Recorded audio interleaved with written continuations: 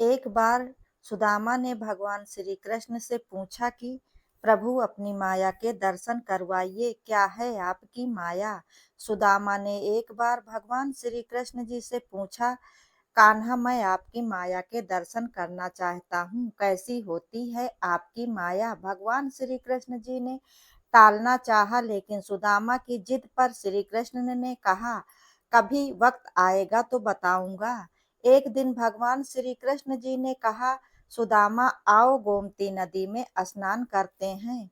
दोनों गोमती के तट पर गए, वस्त्र उतारे, दोनों नदी में उतरे। भगवान श्री कृष्ण जी ने स्नान करके तट पर लौट आए, पीताम्बर पहनने लगे।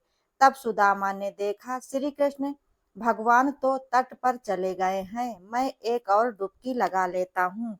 और जैसे ही सुदामा ने डुबकी लगाई, सुदामा को लगा कि गोमती में बाढ़ आ गई है, वह बहे जा रहे हैं। सुदामा जैसे तैसे घाट के किनारे पहुंचे और घाट पर चढ़कर इधर उधर घूमने लगे।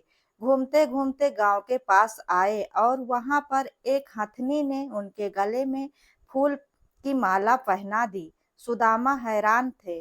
लोग इकट्ठा हो गए। लोगों ने कहा, हमारे देश के राजा की मृत्यु हो गई है। हमारे राज्य का नियम है कि राजा की मृत्यु के बाद हथनी जिस भी व्यक्ति के गले में माला पहना देती है, वही हमारा राजा होता है। हथनी ने आपके गले में माला पहनाई है, इसलिए अब आप हमारे राजा हैं। सुदामा हैरान हुए। मैं राजा बन गया। एक राजकन्या के साथ उनका विवाह भी हो गया, पुत्र भी पैदा हो गया। एक दिन सुदामा की पत्नी बीमार पड़ गई और आखिर में वह मर गई। सुदामा दुख से रोने लगे। उनकी पत्नी जो मर गई थी, जिन्हें वह बहुत चाहते थे, उनकी पत्नी बहुत ही संस्कारी, सुंदर और सुशील थी। लोग इकट्ठे हो गए। उन्होंने सुदामा को कहा, आप रोए नहीं, आप हमारे राजा हैं, लेकिन रानी जहाँ गई हैं, वहीं आपको भी जाना है। यह मायापुरी का नियम है।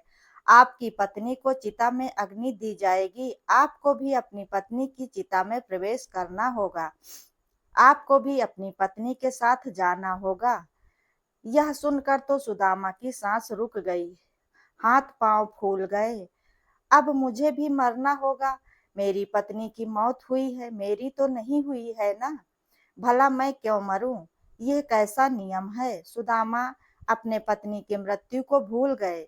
उनका रोना भी बंद हो गया। अब वह स्वयं की चिंता में डूब गए और कहा, भाई मैं तो मायापुरी का वासी नहीं हूँ, तो मुझे तो मुझ पर आपकी नगरी का कानून लागू नहीं होता है, तो मुझे क्यों जलना होगा। लोग नहीं माने और कहा, अपनी पत्नी के साथ आपको भी चिता में जलना होगा और मरना भी होगा, यही यहाँ का नियम है। आखिर सुदामा ने कहा, अच्छा भाई, चिता में जलने से पहले मुझे स्नान तो कर लेने दो। पहले तो लोग मान ही नहीं रहे थे, लेकिन सुदामा के बहुत विनती करने पर उन लोगों ने उनकी बात मान ली। लेकिन उन लोगों ने सुदामा के साथ हथियारबंद लोगों की ड्यूटी लगा दी और कहा कि सुदामा को स्नान करने दो, लेकिन देखना कहीं वो भाग ना जाएं। रह रहकर सुदामा रोते थे और सुदामा इतना डर गए थे कि उनके हाथ पैर कांपने लगे। वह नदी में उतरे, डुबकी लगाई और फिर जैसे ही बाहर निकले, उन्होंने देखा माया नगरी कहीं पर भी नहीं है। किनारे पर तो भगवान श्री कृष्ण जी अभी भी अपना पीताम्बर ही पहन रहे थे और वह एक दुनिया घूम आए, मौत के मुंह से बचकर निकले हैं। सुदामा नदी से बाहर आए और सुदामा रोए जा रहे थे, तो भगवान श्री कृष्ण जी हैरान हुए और सब कुछ जानते हुए भी अनजान बनते हुए पूछा, सुदामा तुम रो क्यों रहे हो। सुदामा ने कहा, कृष्ण मैंने जो देखा क्या वो सच था, या जो मैं अभी देख रहा हूँ वह सच है। श्री कृष्ण भगवान मुस्कुराकर बोले, जो देखा वह सच नहीं था, भ्रम था, स्वप्न था, माया थी मेरी। और जो तुम अब मुझे देख रहे हो यही सच है। मैं ही सच हूँ, मेरे से भिन्न जो भी है वह मेरी माया ही है। और जो मुझे ही सर्वस्व देखता है, महसूस करता है, उसे मेरी माया स्पर्श नहीं करती।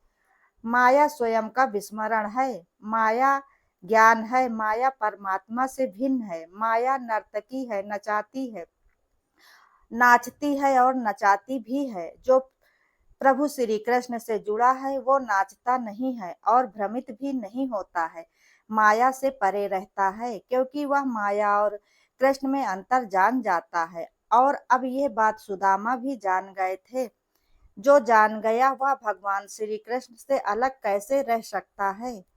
दोस्तों, अगर आप लोगों को यह वीडियो पसंद आया हो, मेरे द्वारा सुनाई गई यह छोटी सी कथा अगर आप लोगों को पसंद आई हो, तो वीडियो को लाइक, शेयर, कमेंट जरूर करें।